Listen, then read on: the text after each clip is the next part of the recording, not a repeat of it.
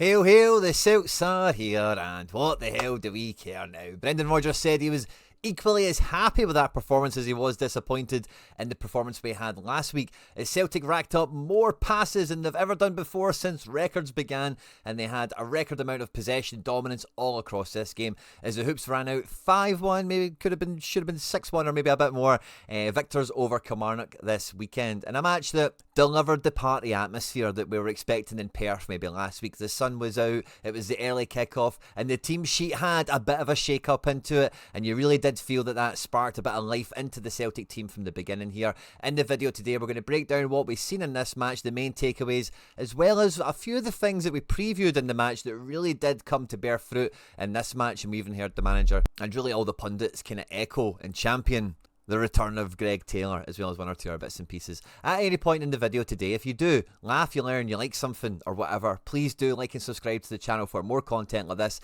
and get into the comment section, guys. I want to know your hot takeaways, your big takeaways from this game here. Was it the Greg Taylor show? Is everyone just blowing smoke up his backside? Was it really the Hatate show? And what do we think about the rest of the runners and the riders? Let me know. Look forward to catching the comments as always. And yeah, let's just get stuck straight into it. Because coming into this game, I was trying to temper expectations, and I still came out with a 4-0 prediction. I'll say a few weeks we've been kind of close in that sense. 4-goal margin, 5-1 in the end, whatever. But this was a game where all the optimism was fully getting cashed in. All the, we should be scoring these chances was fully coming off in the first half. The team sheets didn't offer too much of a surprise. Kilmarnock had made one change to the team that we expected to come in. We've seen Liam Donnelly make up a midfield 5 in replace of Bruce Anderson, so there was only Bobby Wales up front. But for Celtic, we did anticipate here on the channel that Taylor was going to come in, as well as Ida. And Scales, to be quite honest with you, I just didn't know he was actually available for the match after his face surgery or whatever it was he had to get done. But I think James Forrest was a huge surprise on the starting 11, and it did feel that, Celtic, like I mentioned in the intro, the most passes we've ever had since records began. 87% possession was the most since 2019, 2017, something like that. And like everyone's saying after the game, there was a huge spell in this game where Celtic really did look at their best. And we mentioned it in the preview of the impact, the role, and really the facilitation that Greg Taylor offers in this team in the inverted fullback position that he's developed into. And this really had a huge domino effect across the team, even when we get later on into the second half when he's removed from the team later on from the bench. But having Scales coming back in here as well, because Scales and Taylor have played a lot together. And when we are dominating possession like this, the back three kind of shape that we build is really quite harmonious. I'm avoiding using the word comfortable or comfort-based or anything like that, because it doesn't seem that Brendan Rodgers likes that kind of terminology, but certainly harmonious. And having Taylor back in here next to McGregor just felt like it relieved, it freed up the rest of the team to really just pick their battles as best they could. None more so than Reo Hatate, who was really on fire, could have and should have had a hat-trick in this game where, like we mentioned last week on the breakdown of the St Johnstone game and on the preview coming into this one, part of the thing Taylor gives in here, of course, is an extra buddy for McGregor to have in defensive midfield. It also does allow McGregor to kind of maybe roam a bit higher and let Taylor drop in to collect the ball and just be even harder for the opposition to kind of pick up or whatever. But the number one thing I think it really does give, even when he's in this kind of position here, is it just gives Hatate way more freedom to roam and maybe even come deeper to get on the ball, whatever. And Hatate being our chief kind of playmaker, our guy that's great in tight spaces, has that eye for a pass, wants to shoot, wants to create goals, is hungry to create attacking output here. You don't want him worried about defensive responsibilities. He does chip in with them. We love to see that. We want to keep him doing that. But we don't want him to be overburdened by it, especially when it's 0-0 or especially in the opening stages of the game where we want to go on and win it, like, we've seen with his opening goal. And his opening goal, actually, and it's not like a great bit of play or whatever by Taylor, but it is a great example of really the presence that he has when we're building up in possession to get in and around the back line of the defence here. And when you're against a team like Kilmarnock, St Johnstone, Ross County, Dundee United, Hibs, Aberdeen, Hearts, whoever, all of these teams play this way against us, where they make the spaces really tight and narrow and hard to play in, and then we've got a winger on one side, striker in the middle, how the defence sit, and in the midfield are tasked with connecting everything up. And McGregor, Engels and Hatate are kind of fine enough at doing that, but it can be very easy to man mark. It can be very easy to cut out passing lanes and make that really difficult. And what Taylor does by coming into these areas here is it makes Celtic unplayable, and that's really what happened in the first 25 minutes. Maybe they did expect Taylor to start, but I don't think they would have expected prime Taylor to show up here. And yeah, he didn't really get an assist or a goal for himself, but everyone who watched the game today, he was the difference, clearly between the bad results, performances we've had in recent times versus the one today, because very much it was a similar cast otherwise. And when I was watching this game, especially through the first half, I did think there was a little bit more pressure coming from the centre-backs to actually impact the game in open play. I don't know if that came from the manager or maybe the individuals themselves, and that ultimately resulted in Carter Vickers taking his curly toe shot from 35-40 yards out and getting the goal. And when that fizzed in itself, I did think, I wonder if Carter Vickers watched the show on Friday, because we've been chatting about, or even I think it was last Monday on Axon when I was hanging out with those guys, chatting about the game last weekend. Yeah, I think it was. We were chatting about how we don't have a centre-back that's capable of getting to 5 goals this season. Scales took a shot. Scales as well was trying to fizz in some balls as well, like he used to for Kyogo, for Adam Ida in the opening stages of the game. And I even seen Carter Vickers trying to fizz a ball or two in between the lines to Adam Ida.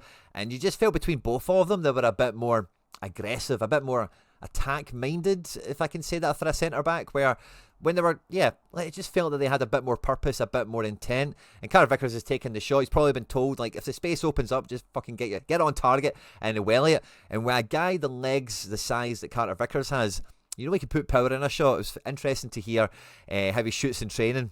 Sounds like me. But great to see for him as well that it just it flew in and it paid off. And again, even when you're in the situation where Vickers or Scales are going to cross the halfway line, the kind of protection that the midfield does give those guys in this zone gives them the freedom to do that, and I do think, like, Rodgers obviously sent them out with, a strong word and a real message of go and make up for last week here. And then in the first 20-25 minutes, what was the buzzwords from last week? It was complacency, it was comfort, it was losing an edge. Like, the opposite of that was all around the first half here. Taylor's intent and his movement was a big part of that. And you really do feel that McGregor and Forrest, who were both kind of name-checked pre-match in the press conference as well, really do add to that level of expectation as well on the pitch. Never mind what we always see anyway from Daizen, Hatate and Alistair Johnson. Carter Vickers is pretty much in that camp as well. And now that's a majority of the starting 11 that are kind of working in unison, kind of driving in that manner as well. Happy to put their knees in when it gets hurt, happy to push it the extra mile. And some of the play that they were making as well is guys were bursting their lungs to try and get into space and get on the end of balls or whatever. Alistair Johnson broke into the box, only actually ends the game with 1 assist, but he probably should have got 2 in all fairness. And I did think towards the latter half of the game, I'm not sure Forrest really sprinted ever in this match, and I think Johnson was kind of on that sprinting job on the right hand side there, so that's just maybe a wee footnote. I was quite surprised to see him start and get as many minutes as he did. Arne Engels could have did a little bit more in this game. I do think he contributed well enough, but I think when it comes to midfield, it was all about what Taylor and Hatate were doing. And again, when I was watching this, I was thinking, has Rodgers been trying to recapture the magic of those three when he tries to play McGregor, Hatate and McCowan? Because we've seen that midfield three from the start and been formulated from substitutions or whatever a couple of times this season. But when you see those three guys like nipping, interchanging, not being marked, overloading in certain areas, and talking about overloading, I can't remember what breakdown it was on, but we were chatting about the need for rule breakers in the team when you're against a very well disciplined and very compact defence here. And there was periods in the first half, we see it a little bit from Jota and Kuhn sometimes, but we expect that from them because they're Mavericks. But there was times where James Forrest was hopping over to the left-hand side of the pitch to double up and try and just cause some extra problems. And I kind of felt that from the whole team, that they were all quite happy to rule break a bit more and go over to the other side of the pitch and try and just cause some extra problems in possession and make it harder for Kilmarnock to man mark and really pick things up. And you did feel it sometimes when the ball would then switch out. Sometimes like Daizen might be on his Todd out here and it might have been a bit more work for him, and you then see, not his deficiencies necessarily, but you see that lack of non-Jota, Forrest, Yang type wing play, so that was maybe one of the only kind of limitations. And Adam Ida, I thought, again, he huffed and puffed in this game, especially in the first half, without ever really getting anywhere. But it was a breath of fresh air the entire match. Derek McInnes's Kilmarnock is normally a team I hold in relative high-ish esteem when it comes to the teams we played domestically, of course. I think Brendan Rodgers is the same. And I think Celtic come into this knowing that you can't take Kilmarnock lightly. You need to get in their faces. You need to really force the issue, make it happen. You can't just hope to get a bit of luck on your side or whatever. And under the sunshine, the stands were bouncing, the tunes were, coming from the fans in a great way. The whole thing, the whole first half for me was absolutely perfect. Other than the loss of clean sheet that we had. I almost completely forgot about it, thinking about what happened in the first half, but Armstrong gets quite lucky with his cross-come shot and it flies in. I felt so bad for Sinisalo because he literally had nothing else to do, and with the, maybe if Schmeichel comes back in kind of soonish now is maybe what we're thinking. I'd love to have got him a clean sheet for his own record, his own kind of personal progress, his own personal pride kind of thing. As well as a defence, because Scales and Taylor coming back in, it would be nice to have seen some sort of metric, some sort of, reward for the discipline, the effort, the, putting your body on the line stuff that we had from everyone. Not necessarily really in defence. I think Carter Vickers had one moment where he had to really sweep up at the back here. Sinisalo was sweeping up a fair bit himself, to be honest. But yeah, gutted he never got the clean sheet. And really, I don't think Kilmarnock deserved a goal in this game, to be quite truthful. I think the boy Fraser Murray missed a bit of a sitter as well. I forget when that was, first or second half now. But yeah, I don't think Kelly deserved a goal in this one. But at half-time, they try and do the old Aberdeen double switcheroo, where they bring on Marley Watkins. I always go to call him Ollie. But they bring on Marley Watkins, who's a bit of a press maniac himself, and they bring on Dees for Armstrong. So this feels like a pre-prepared... It might not have been totally pre-prepared. Might have been a wee bit of reaction to the match, because we do see Kilmarnock in the second half be a bit tighter, be a bit tougher to break down, and the chances for us, especially in the first 10 minutes of the second half, don't really come as free-flowing as what they were in the main body of the first half. And you do see a little bit of desperation from some of the play for some of the guys that maybe think they're going to get subbed off or they're not going to get the entire game. When Hatate kind of missed his hat-trick chance, I think he thought he was going to get subbed off at some point in this game. But this is probably the only criticism I have of the manager in this game. We spoke about it on the preview. We laid out the team and kind of thought about the expected pattern of substitutions. And we mentioned the fact that Rodgers, pre-match for St Johnstone, had name-checked Johnny Kenny. And if we did expect that, Yang's out now, Kuhn was maybe going to drop out the starting 11 for this game here, I can't get my head around the bench having a complete back four on it. The bench in this game was Ralston, Trusty, Naroki, Schlupp, Bernardo, McCowan, Jota, Kuhn. I don't know why we need a whole back four on the bench there, especially when Johnny Kenny's left at home or sitting in the stands. I thought that was bad crack.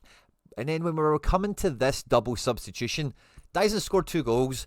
Forrest ran his race, essentially. I don't know why we don't just take off Daizen and Forrest for Kuhn and Jota. Keep Ida on the pitch. Kilmarnock are only going to get deeper. The chance creation and whatever is only going to suit Adam Ida more and more as the game goes on. He's had more minutes in other matches. It didn't make sense to me. I don't think he did that bad to we better get him off. And I get the whole... We then turn it into the best front three by putting Daizen Maweda through the middle. And then Rodgers is probably quite high on trying to get a big second half, which we didn't get, obviously. It was quite a non-event, truth be told. But number one, why isn't Kenny on the bench, right? We'll come. You know how the subs go if you're watching this, so we'll come to that again probably in a minute. But when the subs came on, along with Schlupp for Taylor at the 60th minute, I did think this is going to be interesting, to say the least, because... The way it kind of felt to me, by the way, when you watch this game, and especially how Taylor comes off on the 60th minute, despite being man of the match, running the show, the catalyst, in Brendan's own words, for really the difference in approach to this game, the difference in aggression, as it were, is that Jeffrey Schlupp came on, and he played the closest thing to a Greg Taylor tribute act that he's done this far in a Celtic jersey. And I don't know if they've tried to get him to watch video footage when he's played inverted fullback 3 or 4 times now for us, not against Bayern Munich or whatever, but domestically, and he's not really done it.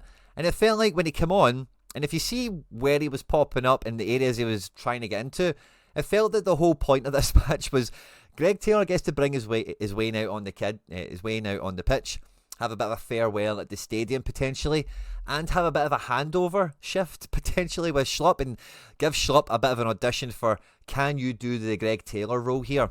Which I don't think he could, by the way. He looked very much a fish out of water. This guy wants to be on the line.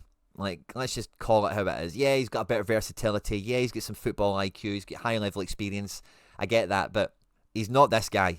He's just not this guy. Get him out there on the line. That's where he wants to be. Let's just make that happen. But I did feel that, this was a kind of spend an hour watching Greg Taylor and then go on the pitch and show us what you learned kind of exercise. And you felt the fish out of water element to him. I felt that Hatate, it just went back to some of the performances that we kind of had a few games ago in some ways where, like, yeah, Schlupp is okay kind of to be on the ball and whatever, but you're not confident he's going to move it on offensively successfully. And if it does go backwards, there's always that kind of risk of him being caught out, balls being intercepted, and then we're turning and facing our goal. So Hatate then becomes more cautious. McGregor then becomes more cautious. You then notice Engels is kind of tasked a bit more with being just a bit more imposing and kind of, you know, putting his mark on the game. I thought Jota was desperate to get in on the act today, and I thought he was really unlucky. Like Ralston's goal, but we'll get to, we can just kind of mention it. That was a cross, 100% a cross, similar to their goal. And Jota was that far away from tapping it in, and I thought he kind of deserved to get some sort of goal contribution in this game.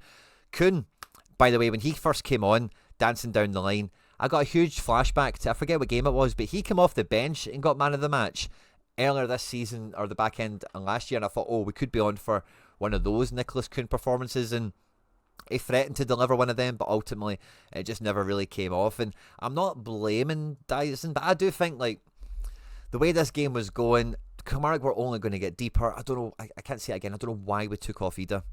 I'm quite happy Alistair Johnson gets a bit of a rest in this game. He comes off for Ralston, of course, the brickie. He comes on and gets some more minutes, and another goal eventually, as we know, against Kilmarnock, as well as Murray coming off for Kennedy.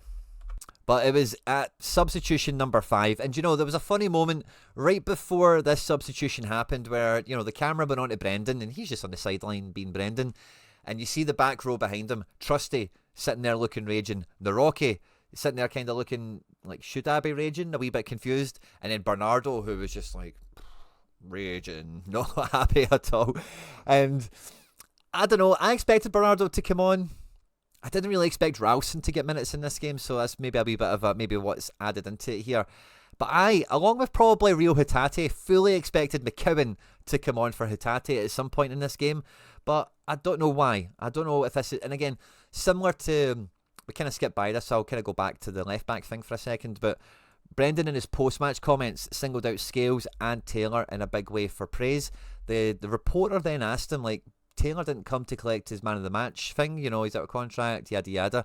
And Brendan says, I'll keep fighting to keep him in. You can see his influence in the team as a midfielder. Brendan definitely loves the channel, catches all the content here as well. That makes me think that Rodgers wants to keep him, but the club won't meet the demands and that kind of thing.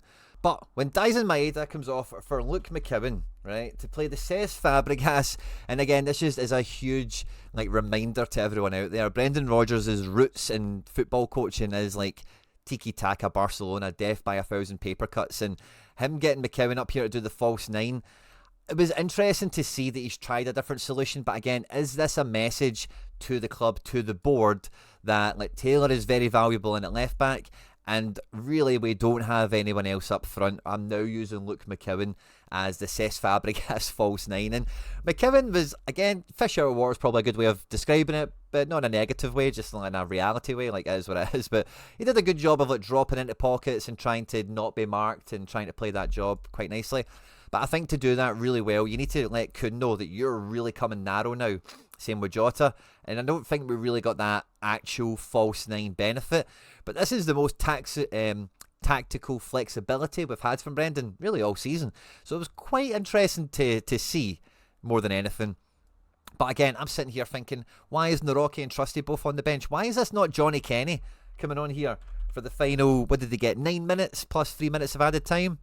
And just give Kenny those minutes. Can he, along with this front three, make a bit of a name for himself, carve himself out a place in the squad? Feels like an opportunity wasted, and I say I don't know why we had an entire back four on the bench. Felt like overkill, especially when he's been name-checked in recent press conferences. It makes you know that he is in training, he's still in the manager's mind somewhere, and it just makes this all the more confusing. Of course, now that we're at this stage, we get to Ralston where his cross-come shot, which finds the back of the net to make it 5-0. But I do think, like, Schlupp trying to be the apprentice on the job at like 35 or whatever he is, it just kind of broke down a bit of that harmony. And then later, as the rest of the subs came on, like, it just felt all the good tempo and link-up that we had was just slowly removed out of the team as the game went on. And Kilmarnock just got deeper and tighter and just took less and less nonsense as the game went on. And ultimately just less chances happened. The second half was rather disappointing. And when you're bringing Jota and Kuhn off the bench, it really shouldn't have been the case. I would have definitely kept Taylor on for the duration of the match and told Slipdog to go and try his tribute act out on the next game that we try and give him or whatever. I would have gave Taylor a bit more time to shine in this game, for example. And I totally get not bringing on Bernardo if you still want to press the game and that kind of thing. Could you have maybe took McGregor off for him? Maybe, but that's just kind of like, could you have? I just don't really get the fifth sub. If you're good, if you know you're going to take off Maweda later on anyway, why not just leave on Adam Ida? Leave on Adam Ida to get the 90 minutes, and then bring McKeown or Bernardo on for one of the midfielders. Like I don't really get how all that panned out ultimately. Huge game, great result. And when we come to look at the player ratings for the game, it is a sight for sore eyes. Sinisalo, sadly, no clean sheet here, but the highest performing Celtic player on the day was Cameron Carter-Vickers. Now, his contribution at centre-back has been under the microscope on this channel for the last couple of videos. I'm not going to harp on to it. Catch up if you've missed it. Most of you guys probably keep up to date with it anyway. 6 clearances. I say not much tackling or much defending to be done here. 183 accurate passes is mental. He does get 40 of them into the final third, but in this game it's kind of more that the territory that we're in is already the final third. Kilmarnock are so deep that he's kind of auto scooping final third passes because of how high in the pitch he is. Only 2 accurate long balls, 23 long balls into the opposition, 9 missed passes, which resulted in his only possessions lost in the match. 2 penalty area entries with passes he made, which is very unlike Carter-Vickers, and they did catch the eye, and 1 shot on target, as we know from the absolute nosebleeds. Huge performance from the big man. A quiet man of the match performance from Carter-Vickers. Right behind him on 90 flat out of 100, Reo Hatate with his 2 goals and his 1 assist. His decisive score is 80 automatically, and then his all-around contribution is a further 10 points. He gets 2 shots on target, 2 contests won, 8 balls into the box, and considering he doesn't take any set pieces, that's quite good. 17 possession loss from 13 missed passes. Again, well, people consider that sloppy. I think maybe 2 or 3 of them I remember being a bit like, oh, come on, mate. But otherwise, playing balls into channels where they maybe go away for goal kicks or maybe tap out for throw-ins, that kind of thing, you can forgive him. For Hatate, 66 passes is really high volume. And not really much defence work to be done for him, to be honest with you. Give away a few fouls, nothing major. Joint with him, but was Liam Scales. Now, you might have missed it, but Liam Scales played one of the assists of the game for Cameron Carter-Vickers. A nice 20-yard square pass for him. So he gets an assist for that by hook or by crook. And a 90, same as Hatate, tied with Hatate for second on 90 out of 100. Again, not much defensive work to actually be done here. 144 accurate passes is crazy. 11 passes and 11 possession lost and missed in this game for him. Considering the volume, is none too bad going at all. Again, by virtue of geography on the pitch, 42 final third passes. Duel ratio 7-1, 4 lost is nice. It's where you want to see it. Nothing in the final third. 1 shot on target. I knew Scales got a shot away. Now, he is next on the list, right? But he's maybe been robbed of a higher score in this game. Alistair Johnson, for me and you, got 2 assists in this game. But the one for Daizen Maweda, you statistically will see assists removed from players if it does like deflect off of players. And sometimes it's just on how harsh the whoever's covering the game for Opta or whatever want to be with it. But his one for Daizen, I think O'Hara, it flicks off of him and then nutmegs somebody else and maybe comes off their ankle a little bit. So he loses that assist. He only gets the assist for Hatate, but we both know he really actually made 2 assists in this game. 1 big chance created, which is really 2. It should be 4 penalty area entries. And I think all of his penalty area entries, all the balls in the box he had, were like real goal mouth opportunities, and he was really clinical. 11 possession lost, only 6 missed passes from 87 passes himself. Very, very good. Not involved in too many duels. Not too much of a defensive. Kilmarnock offered nothing in this game. I feel so bad again for Sinisalo not getting a clean sheet here. Now, with no goal, no assist or anything like that, Callum McGregor, huge captain performance here. 75 out of 100 for the wee man here. He was fouled. He won himself a free kick. No defensive contribution of note, and that's not really down to him in this case. This is down to the opposition. 144 accurate passes, 5 of them were missed, which was his only possession lost in the match. He won 6 duels, lost 2, 54 balls into the final third. Really prolific from the captain here. Won a couple of dribbles, a few balls that ended up in attempted assists, so he laid it to someone else and he got a shot away. Huge game from him, and if he did get a goal or assist, he'd have probably been man of the match because he was really just behind Taylor in terms of influence on the game, but he did play 90, he was the captain. I say if he did score a goal from the edge of the box or something, they probably had his name all over it. Right behind him, but with his goal, could have been 2. The offside, we can maybe chat about in our time. You know me, I'm not a big one for refereeing decisions on this content, but 72 out of 100 for Daizen is good going, considering he played left wing. It was okay. Had a goal taken away from him, and then in the second half, it didn't really fall for him, really, did it? Duels won and lost, passes, nothing here is that great from Daizen. It was a kind of okay performance, but he still got his goal, and he's showing high level quality in the final third just by having a game like this, which is fine. It's like pass marks, but still could have got 2 goals in this game. Also comes away with 1, which is fantastic. Now, it's technically Ralston on a 69 that we should come to next, but I'm going to go to Greg Taylor next on his 65. He got his assist for Reo Hatate's wonder goal, which opened the scoring. 6 balls into the box from Taylor.